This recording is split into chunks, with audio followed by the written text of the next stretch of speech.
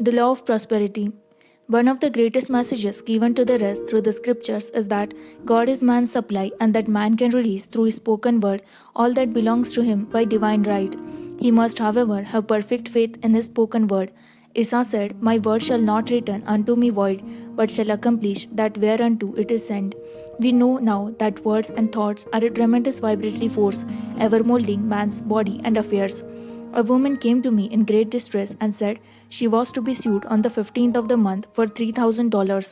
She knew no way of getting the money and was in despair. I told her God was her supply and there is a supply for every demand. So I spoke the word. I gave thanks that the woman would receive $3,000 at the right time in the right way. I told her she must have perfect faith and act her perfect faith. The 15th came, but no money had materialized. She called me on the phone and asked what she was to do. I replied, "It is Saturday, so they won't sue you today. Your part is to act rich, thereby showing perfect faith that you will receive it by Monday." She asked me to lunch with her to keep up her courage. When I joined her at restaurant, I said, "There is no time to economize. Order an expensive lunch. Act as if you have already received the $3,000. All things whatsoever ye ask in prayer, believing, ye shall receive." You must act as if you had already received. The next morning, she called me on the phone and asked me to stay with her during the day. I said, "No, you're divinely protected and God is never too late." In the evening, she phoned again, greatly excited, and said, "My dear, a miracle has happened. I was sitting in my room this morning when the doorbell rang. I said to the maid, 'Don't let anyone in.' The maid, however, looked out the window and said, 'It's your cousin with the long white beard.' So I said, 'Call him back. I would like to see him.' He was just turning the corner when he heard the maid's voice, and he came back. He talked for about an hour, and as he was leaving, he said, 'Oh, by the way, how are finances?' I told him I needed the money, and he said, 'Why, my dear, I'll give you $3,000 the first of the month.' I didn't like to tell him I was going to be sued. 'What shall I do? I won't receive it till the first of the month, and I must have it tomorrow.' I said, 'I'll keep on treating.'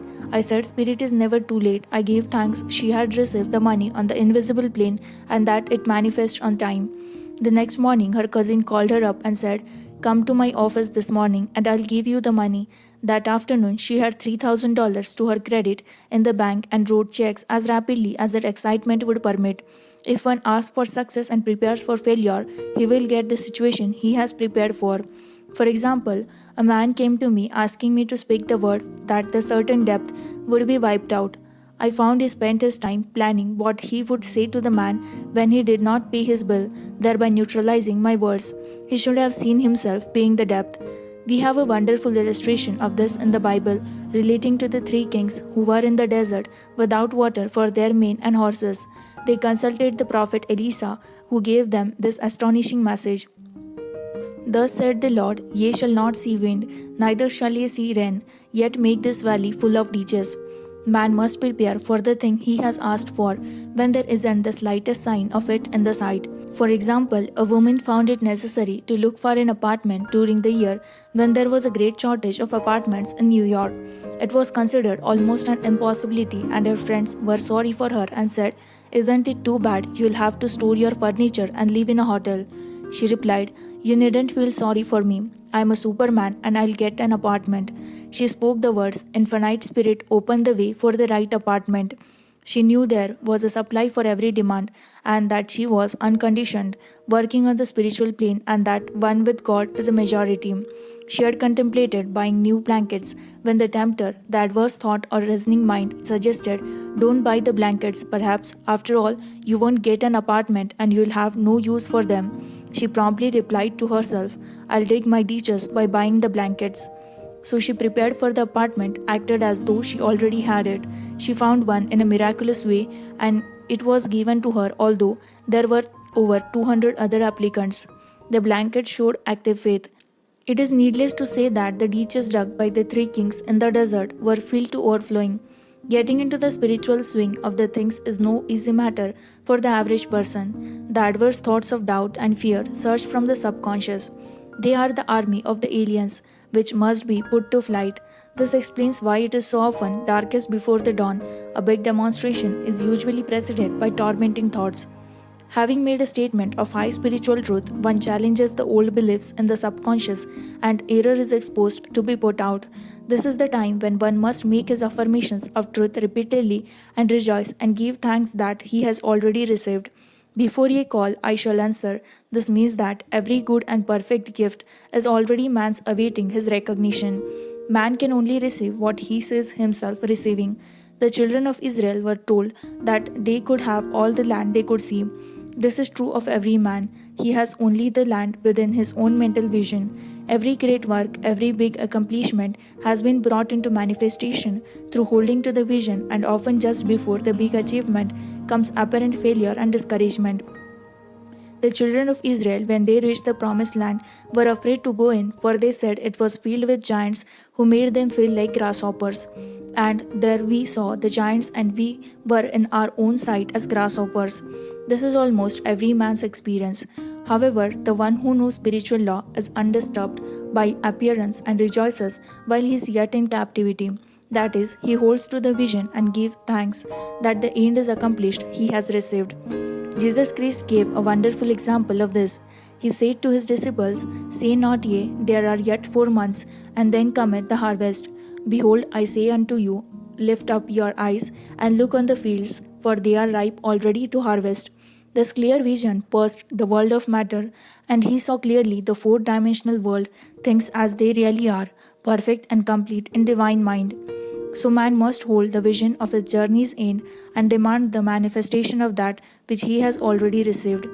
It may be his perfect health, love, supply, self-expression, home or friends.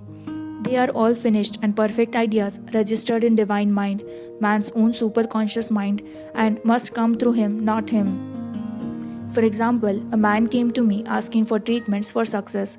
It was imperative that he raise within a certain time $50,000 for his business. The time limit was almost up when he came to me in despair. No one wanted to invest in his enterprise and the bank had flatly refused a loan. I replied, I suppose you lost your temper while you were at the bank, therefore your power. You can control any situation if you first control yourself. Go back to the bank, I added, and I'll treat. My treatment was, you are identified in love with the spirit of everyone connected with the bank.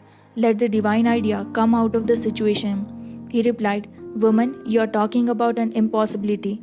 Tomorrow is Saturday, the bank closes at 12, and my train won't get me there until 10, and the time limit is up tomorrow, and anyway, they won't do it, it's too late. I replied, God doesn't need any time and is never too late. With him, all things are possible. I added, Don't know anything about businesses, but I know all about God. He replied, It all sounds fine when I sit here listening to you, but when I go out, it's terrible. He lived in a distant city, and I did not hear from him for a week. Then came a letter. It read, You were right, I raised the money, and will never again doubt the truth of all that you told me. I saw him a few weeks later, and I said, What happened? You evidently had plenty of time after all. He replied, My train was late, and I got there just 15 minutes to 12. I walked into the bank quietly and said, I have come for a loan, and they gave it to me without a question. It was the last 15 minutes of the time allotted to him, and Infinite Spirit was not too late. In this instance, the man could never have demonstrated alone. He needed someone to help him hold to the vision. This is what one man can do for another. Jesus Christ knew the truth of this when he said, If 2 of you shall agree on the earth as touching anything that they shall ask, it shall be done for them of my Father which is in the heaven. One gets too close to his own affairs and becomes doubtful and fearful. The friend or healer sees clearly the success, health, or prosperity and never wavers because he is not close to the situation. It is much easier to demonstrate for someone else than for oneself, so a person should not hesitate to ask for help if he feels himself wavering. A keen observer of life once said, No man can fail if person sees him successful. Such is the power of the vision, and many a great man has owed his success to a wife or sister or a friend who believed in him and held without wavering to the perfect pattern.